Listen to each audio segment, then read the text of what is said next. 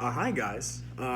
So I'm here today to share a little bit about sort of my mental health and sort of my story and how that sort of relates to the society and as a whole and how we as people sort of change.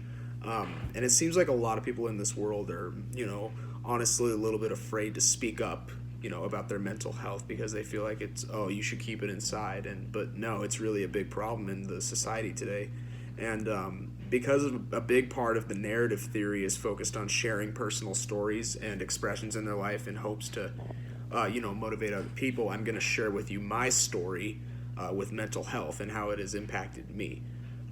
So growing up, I was pretty much somewhat of a wired kid growing up here in Seattle. I've always been a little bit different from other people.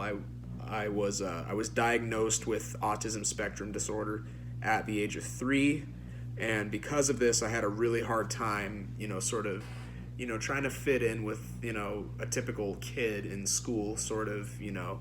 I had a really hard time making friends and sort of fitting in a school with others. The only friends I was really with was people on my little league team, so it was really really hard for me to try to sort of integrate with those people. And I think that it was taking a large toll on my mental health, and I can totally see how that might impact others as well. I couldn't really even tie my shoes efficiently until I was in 5th grade. I admit it was completely, I wouldn't say completely, but it was extremely nerve wracking at times because I didn't think I would ever make it through school. I felt like, is my life even worth it? Like, it's really hard. It was really hard for me to get through school. And I'm just saying, like, am I worth it?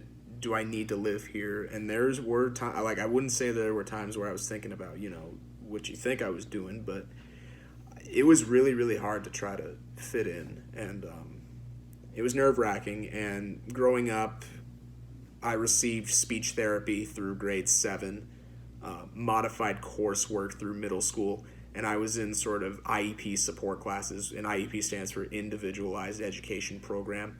I was in all those classes through high school because it would just really help me try to focus narrowly on what I needed to do to try to be successful in school.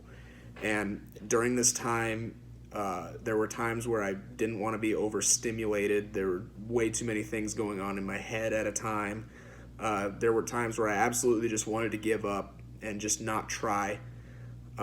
But I knew deep down, like my cognitive instincts told me to just keep going. And the first thing I thought of was, I know it's not really that big of a scale, but the first thing I thought of was Jim Valvano and how he had cancer, but just because he had cancer, he didn't give up of what he wanted to achieve, and that was to create better lives for people. And I just totally, I did my best to try to fight through everything. As time began to pass, I was starting to become not only aware of the people around me, but also how my actions and my feelings impacted them. And in other words, I started realizing that so many more people would like me if I cared not just about myself, but also them as well. And after I was able to figure myself out a little bit more, I started to seek guidance and therapy.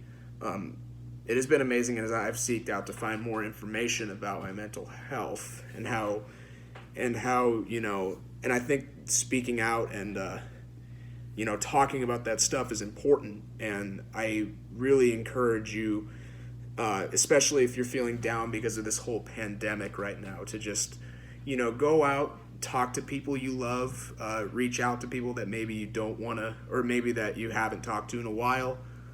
Even if it's just like a distant friend that you haven't talked to for a couple of years, reach out to some people, let them know that you want to reconnect, because I think it's really important that we reconnect with people and that our mental health right now is a big priority. And it's been amazing as I've seeked out more information about my mental health, and it's my hope that you can consider the same thing and how self-care is really important, especially for a lot of people right now going through this pandemic. So yeah, that's my story, and I hope that these wise words will help you in your future endeavors.